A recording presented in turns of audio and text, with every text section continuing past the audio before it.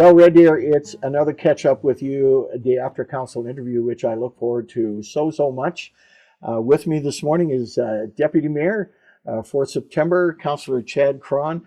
We're so happy to have Chad on the team. He was elected in April, of course, and here he is this morning. So welcome, Chad. Thank you. For sure.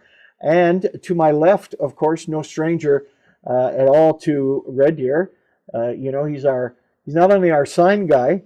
I'll say that, but he is the quarterback of the Central Alberta Film Festival, one of the bright lights. I speak, of course, of Ranjit Malakati. Ranjit, how great to see you this morning. Haven't seen you in a while. Hope you had a great summer. Yeah, summer, I cannot to believe it how awesome was. Excellent. It is awesome, and thanks for talking about CAF, and CAF is coming up pretty soon, and this is our 8th year. That's your 8th year, which is amazing, and certainly, I don't know about you or you, Deputy Mayor, but we're in the Flex this morning, which is 49th and 49th Street downtown, and for an old baby boomer like me, actually that's a bit of a repetitive word because all baby boomers are old. But for a baby boomer like me, we're in paradise down here. We've got the coolest looking store from a recording perspective, music perspective, and so on. Posters. It makes me feel like it's 1974. So there you go. So let's get started, Ranjit. What do you have for us? So back in September 3rd, you guys have a council meeting presented with report highlighting significant impact of Bill 20 on the upcoming municipal election. Yes. Mayor Johnson, can you talk a little bit about some of the impact Bill 20 will have on the 2025 municipal election? Yes, it's certainly what I would call a fundamentally important piece of legislation for the province, and it's the body of work in C20 actually outweighs some of the challenges. I'll say that in C20. The specific challenge that our municipality, and I would say by extension all municipalities, are going to have with C20 is the inability to use electronic vote tabulators or counters, if you will. So we've had this technology in Red Deer since 1992. It's served us well. It's fully tested. It's quite reliable. It's efficient. It's quick, and so on. Right now, as Bill C20 stands, those tabulators will not be permitted to be used. That presents a challenge to Red Deer, and again, by extension, all municipalities. The challenge is we have to go to a manual system, a manual vote counting system. So we will need, according to our city clerk who gave us the report, and she is also the returning officer, we will need 200 more counters, people, to count the ballots. And even counting at a pace of, say, 6 to 8 hours a day, we expect we won't get results for 3 days. So most of us that are used to getting election results on the same evening, which is my experience, will have to wait. And so the costs of bringing more people into the equation, if you will, would triple our election costs from $500,000, and I'm using round figures, from $500,000 to $1.5 million to conduct the election. On top of that, there is the risk, if you will, I would say it's a reality very much, that human error is more frequent when you bring more humans into the task, simply put, and so on. So it certainly is an item that the city has raised concerns about. Alberta Municipalities, as a governing body of municipalities, has raised concerns in the same way. We'd like to see Section 28 of Bill 20 repealed by the ministers. So I'll be speaking to him in a few weeks at Alberta Municipalities. We've already sent him a letter. Council authorized the mayor to send a letter to the minister expressing our concerns about the cost, the availability of workers, the frequency of error, if you will, and the time it will take to get a result. So I'm hopeful that the minister will take a look at that particular section of C20 and repeal it is the hope of myself and council. So. Fantastic. So, Council Chad Karen, sorry, what are some of the action and the next steps City Council is taking in regards to Bill 20 at the impacts? Yeah, so I think even to add some clarity for why it's going to cost $1 million, and like I think people have worked elections before. You see the votes and you just put them all in piles and you count the piles, and it's not actually that complicated. Most people can reasonably do that. But the challenge for the way municipal elections work in Red Deer is that there's actually 14 elections going on at the same time. And so when the ballot comes in, there's 14 boxes that are checked, and it's all on the same piece of paper, so you can't just stack the paper. And so the process that our administration has gone through is, well, we'll have one person reading it off and one person marking it on a sheet and two people witnessing to make sure this is done properly. I'm gonna let you know, I wouldn't be good at that job. And that's where you need 200 people to do this for 3 days to hopefully get an election result. And so our next steps is we get to meet with our local MLAs this week to explain the complexity of this, and we get to meet with the minister the following week to explain that this is going to be way harder, particularly for Red Deer, than it would be for Calgary, where they'd have a ward system where you'd only have 1 or 2 people on the ballot. And so this is the challenge we're up against, and these are probably unintended consequences for them, and I'm thankful we get to look at this now, 13 months away from the election, so we can even have some back and forth, or what are some creative solutions? How can we do this instead of just sucks to be us? So I'm hopeful for really constructive dialogue because we have good relationships with our MLAs. There's a lot of work involved, right? Yes. Yeah. That was well put, Chad. Thank you. So at this meeting, Council endorsed a Housing Acceleration Fund application to be submitted by the city. So, Mr. Mayor, what does applying for this grant funding trigger to the city to be able to explore more of our community? Well, that's a big question, and that's a broad question for sure. So the Housing Accelerator Fund is meant to assist cities and interested developers, agencies, things like organizations like that, essentially create more housing and more housing types and more housing opportunities. The Housing Accelerator Fund, we've applied as a city 2, if not 3 times in the past, in the last 2-3 years. We've never been successful. So I must say that I was grateful to CMHC to send us basically the guidelines or best practices for what they're looking for. So we're now trying to align our own housing strategy, our own municipal bylaws, if you will, to those best practices. In the council meeting and in the administrative report, the 10 best practices that CMHC have outlined are largely already in place by the city, which means incentivizing for development, giving tax incentives, land incentives, those kinds of things, zoning, locations near transit, all of those things are in place. There is a fundamental piece of the best practice legislation or the application process which talks about fourplexes being a permitted use in all neighborhoods. This would be a fundamental change for the city. Now, in applying for the grant funding, we did not change our current zoning. We just signaled to CMHC that if we were successful in getting the funding, then we would entertain a change to the land use bylaw, which would involve, of course, public hearings, submissions from citizens, neighborhoods, developers, all of those kinds of things.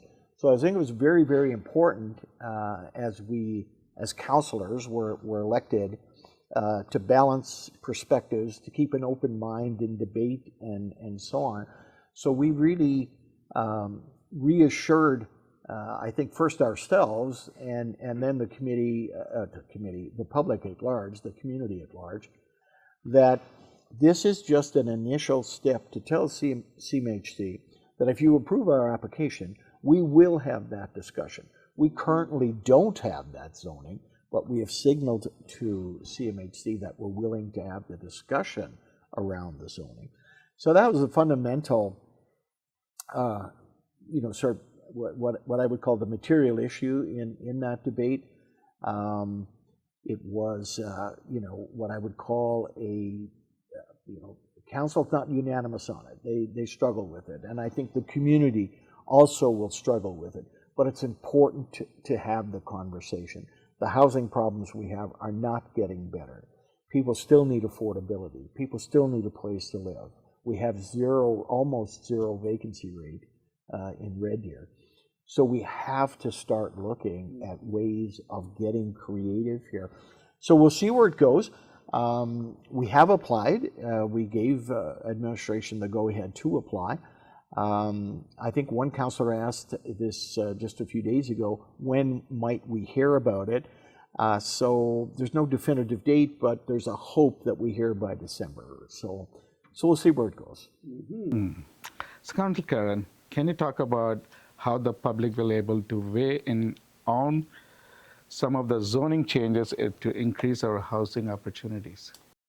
Yeah, so there's a long process. This is one of the things I've learned being a new elected official. There's a long process for everything. Yes.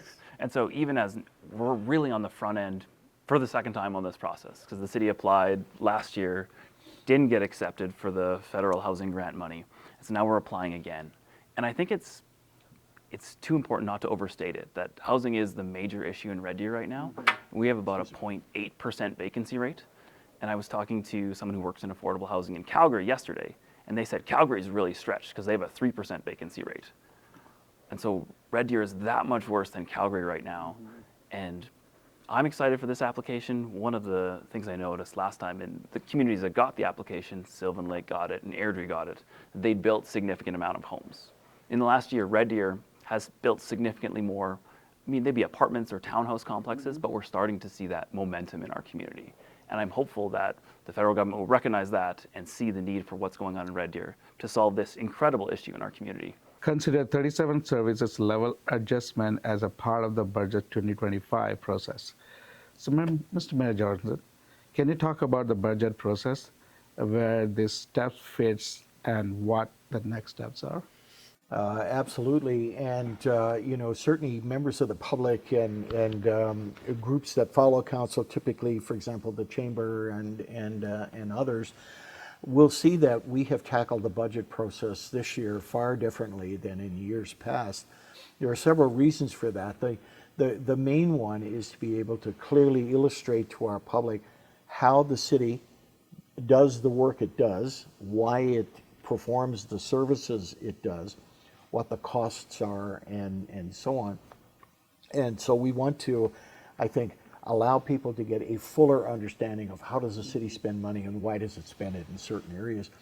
So the 37 service levels were really accumulation of what council requested administration to do 3 or 4 months or so ago, where we were presented with about 150 service levels, and that's the breadth of what we do. And then council narrowed that list down to the 37 that council was interested in taking a look at. So I'll give you an example. For example, photo radar is an area that we're involved in. The report that came to council as a result of these service level debates basically challenged us to say, if we leave photo radar, here are the costs. If we stay in photo radar, here are the costs. Here's the revenue if we leave. Here's the revenue if we stay, and so on. So very detailed, deep diving into the areas that council wants to look at. Those 37 service levels were looked at a few weeks ago. I'm not sure what we narrowed it down to. Chad, 24. you might 24. Thank you. It helps to be young sometimes. Your memory is much better. So we took those 37, and now when budget comes in November, those 24 now will get an even deeper dive by council. We have a $20 million challenge in our budget.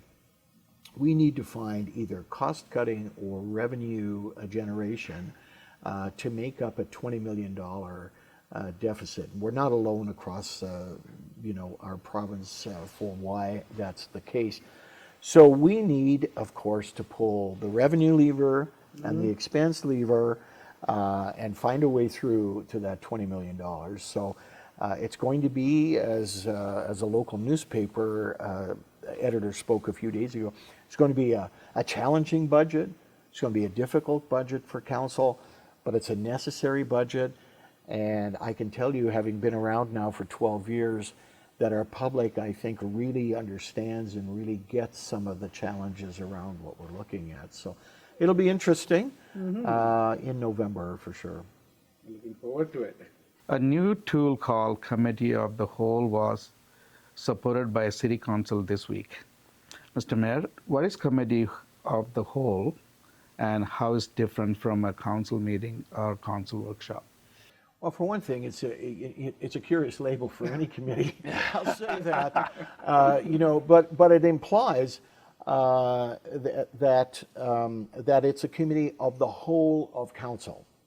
So there are various council committees. The audit committee, for example, the municipal planning commission are examples of where councilors sit on committees. This committee would have the entire council group there. It's a way of being able to, once again, be fully transparent to the public on how council makes its ultimate decisions. In the Committee of the Whole, you will see emerging issues that are coming, current challenges that are coming, that haven't quite gotten to a decision point by council, but it formulates a view to how council will gauge the information it gets, have what I would call very informal conversations between us as a body. And it comes out of, as I said before, a commitment to be very, very transparent in how we make decisions. Councils should not make decisions in any other place except the council chamber. It shouldn't make decisions over lunch. It shouldn't make decisions at a hockey game. It shouldn't make decisions when we, a go party, yes, and all those things. Those are places that are not designed. In fact, they are not permitted to occur. Typically, when council has an opportunity to take a bus tour of a water treatment plant, council issues are not entertained, because we have members of administration with us and so on to make sure that we stay off budget, for example, on our way to Calgary to see a facility. That's not the intent. The intent now of this committee is to enable us to have those kind of conversations in a free flow manner, and that the public can be invited in as well to observe us and attend the meeting. So it's a good change. I suspect we'll get it up and running in the next couple of months. We have to amend one of our bylaws, but we can do that in the short term. And I look forward to a very good change. That's very good. Council Curran, how is Committee of Whole being implemented, and when we'll start to see this type of meetings? So they're working on the process now, and so we don't know yet, and so they're going to work on it and come back. And there's a couple details to iron out and how this fits into the bylaws and all things. But I'm excited for this. It should be an opportunity to actually have brainstorming sessions with council. And one of the things I've learned coming into chambers is you talk about what we're talking about, or you get called out of order. And it's only happened to me a couple times. But if it's not on the agenda, we're not talking about it. And Red Deer is a big and growing and complex place, so there's lots to talk about. Never ending. No. Yeah. Okay. A report came before council as a result of notice of motion and includes key recommendation of council to consider. Mr. Mayor, what new step will council and administration will take in regards to urban encampments? No, I think urban encampments was brought to us by Councillor Lee back in last year's budget debate, so in January. So Councillor Lee asked for a report on urban encampments, on their impact, on their enforcement, on their cleanup, all those kinds of things. So administration presented us with a report, very detailed report, very data-driven report about how many encampments we have encountered this year. In 2024 is a record year for encampments. We see more and more. Councillor Cron talked about our vacancy rate and how people are literally camping in our parks and trails and wooded areas and that kind of thing to find shelter. So we have a record number of encampments. Our approach to encampments, and it seems to be working in a balanced way, our approach is to take a very considerate, compassionate perspective, but at the same time recognize that we have fire hazards, safety hazards, biohazards, concerns of our citizens using the trails and so on. So administration gave us a couple of what I would say extraordinary data points that normally an encampment from start to dismantling and so on, we're getting it under 7 days. It takes about 5 days on average to dismantle an encampment. But the report also went on to talk about what we need in the community in terms of the most needed part of housing, which is permanent supportive housing and so on. And so council had a good debate on permanent supportive housing and how it needs to approach it. And again, I'll go back to a topic that we spoke about, which was the Housing Accelerator Fund. I suspect that if we do get approved for that application, there will be funding for a permanent supportive housing project. So we still need, I would say upwards of 100 permanent supportive housing spaces for people that are in what's called high acuity, which is just a word that means they are essentially unable to manage their own households because of mental health or addiction or both, and so on. And so we have, in our community, we have one supportive housing project. It houses 65 people. It's the Canadian Mental Health Permanent Supportive Housing Project on the just before you get to the South Hill. And we need at least another, I would say, at least another 100 spaces. The Council, Karen, what are the keys to find the balance of mitigating the effects of encampments while working towards long-term solutions? So after we debated this long in council, and then after I got home, I was running around with my kids, and our place backs onto a green space. And so we don't usually go out there, but they wanted to climb trees, and so I opened the back gate and go out and climb trees. And not 50 yards from where my back gate is, there's a fire pit that I think it was a couple weeks old, and there's obviously nobody there, and it had been cleaned up. But somehow this is suddenly close to home. And I know this is close to home for lots of people. And some of the intent of the notice of motion was to how are we doing? Because we want people in our community to feel safe. And we want people to know that their property is protected from fires or from property crimes. Absolutely. And this is a big deal. And so what our administration brought back is that have a task force that's been working on this for 5 years, and that they're as efficient as they feel they can be, and still trying to balance that these are still people in the bush that need help and support, but also they shouldn't be there. And we want to take care of our parks, which matter a ton to Red Deerians.